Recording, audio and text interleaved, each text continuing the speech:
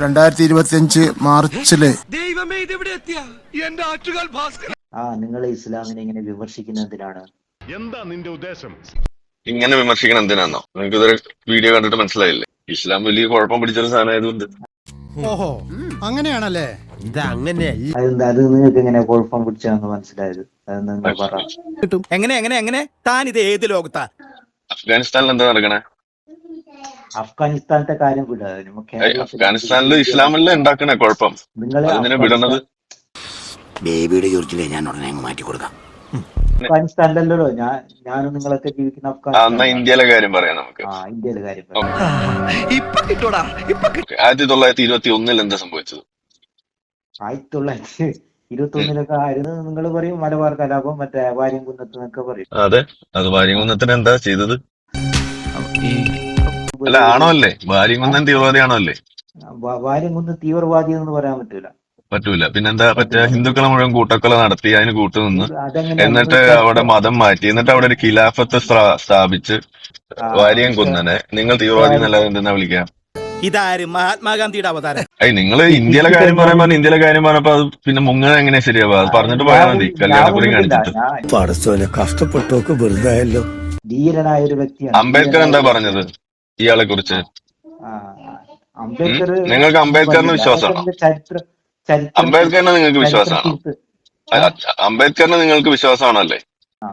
മൂപ്പറിന് വിശ്വാസമാണ്. അപ്പൊ മൂപ്പര് ഇതല്ലേ പറഞ്ഞത്? അവിടെ നടന്നത് ഹിന്ദു വേട്ടയാണ് എന്ന് അംബേദ്കർ പറഞ്ഞിട്ടില്ലേ? അപ്പൊ അത് നിങ്ങൾ തള്ളൂ?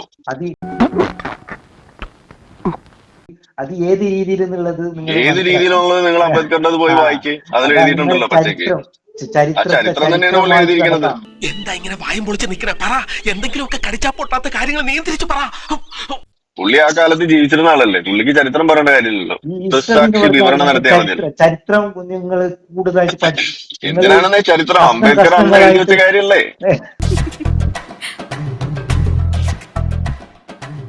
അംബേദ്കർ അങ്ങനെ പലതും പറയും. അംബേദ്കർ അങ്ങനെ പലതും പറയുന്നത്. അപ്പൊ അംബേദ്കർ നിങ്ങൾ തള്ളിയൊന്നുമില്ല. ഈ മനസ്സിൽ കുഷ്ടം വെച്ചിട്ട് എത്ര ദൈവങ്ങളെ ഫോട്ടോ ഫ്രെയിം ചെയ്തിട്ട് ഒരു കാര്യമില്ല. ഞാൻ നിങ്ങൾ അംബേദ്കർ പറഞ്ഞത് മുഴുവൻ പറയും. പക്ഷെ നിങ്ങളോട് അങ്ങനെ എല്ലാവരും പറയാൻ പറ്റൂല. നിങ്ങൾ അംബേദ്കർ പറഞ്ഞ മുഴുവൻ പറഞ്ഞിട്ട് കല്യാണക്കുറി കാണിച്ചിട്ട് പോയാൽ മതി.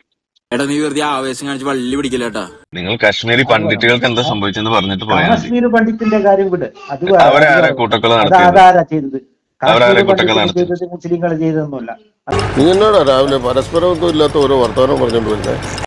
നിങ്ങൾ മതം മാറുക അല്ലെങ്കിൽ കൊല്ലപ്പെടുക എന്ന് പറഞ്ഞ് അവരെ കൂട്ടക്കൊല നടത്തി അവരെ നാട് വെടിയിപ്പിച്ചത് ആരാണ്? ആരാണ്? നിങ്ങള് ഈ പറഞ്ഞ അവിടുത്തെ കശ്മീരി മുസ്ലിങ്ങൾ ഈ ചെയ്തതിന് അവരെ ഉപയോഗിച്ച ആ ആയത്ത് ഏതാണ് ഖുറാനിലെ? മനസ്സെത്തുന്നിടത്ത് കാലെത്തുന്നില്ല പട്ടാളക്കാരാ. നിങ്ങൾ ഇസ്ലാമിലെ ആയത്ത് ചോദിക്കുമ്പോ ആയത്ത് പറഞ്ഞു തരുമ്പോ അത് നിങ്ങൾ പോയി അന്വേഷിക്കുക, അല്ലാതെ ഇവിടെ കിടന്ന് തർക്കിച്ചിട്ട് കാര്യമൊന്നുമില്ല. എന്റെ സമാധാനം പോയോ? അങ്ങനെ ആയത്തില്ലേ? എന്നാ ഖുറാൻ എടുക്ക്. എന്ത് ഖുറാൻ എടുത്തിരുന്നത്? നിങ്ങളെ കയ്യിൽ ഖുറാൻ എടുക്ക്. എന്നിട്ട് 9ാമത്തെ സൂറത്ത് എടുക്ക്. എന്നിട്ട് അതിനകത്ത് 5ാമത്തെ ആയത്ത് വായിക്കുക. എന്താ എഴുതിയിരിക്കണെന്ന് പറയും. ഇത് വടി കൊടുത്ത് അടി വാങ്ങുന്ന പരിപാടിയാണല്ലോ ബാബു.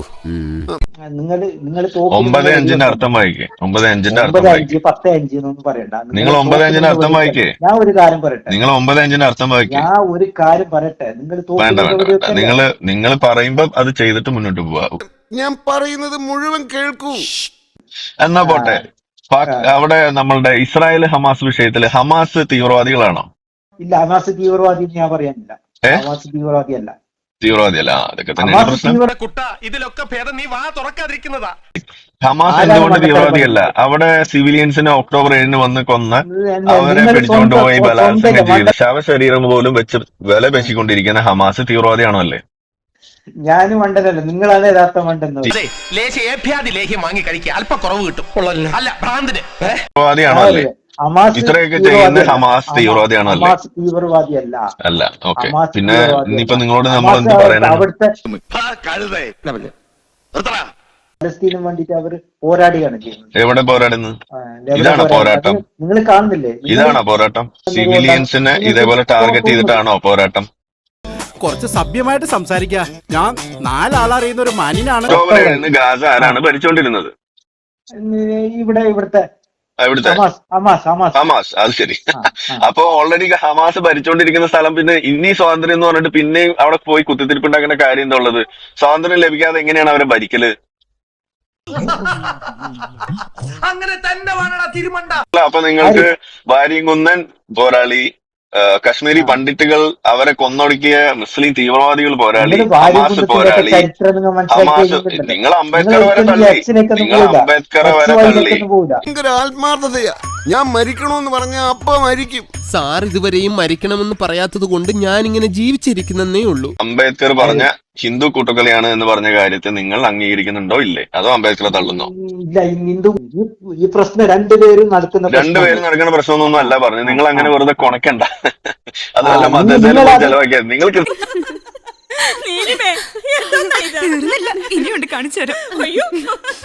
നിങ്ങൾ ഏതെങ്കിലും RSSന്റെ പുസ്തകം ഇത് RSS കാരനാണ്. അപ്പൊ അംബേദ്കർ RSS കാരനാണോ?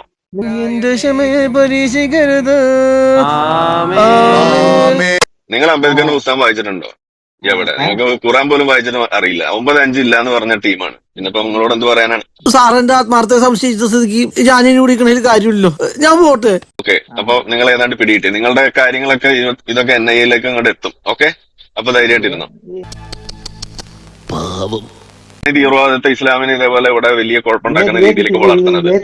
അപ്പൊ നിങ്ങളാണ് തീവ്രവാദികൾക്ക് കഞ്ഞി വെക്കുന്നവൻ. ഓക്കെ, തീവ്രവാദികൾക്ക് കഞ്ഞി വെക്കുന്ന കോയ.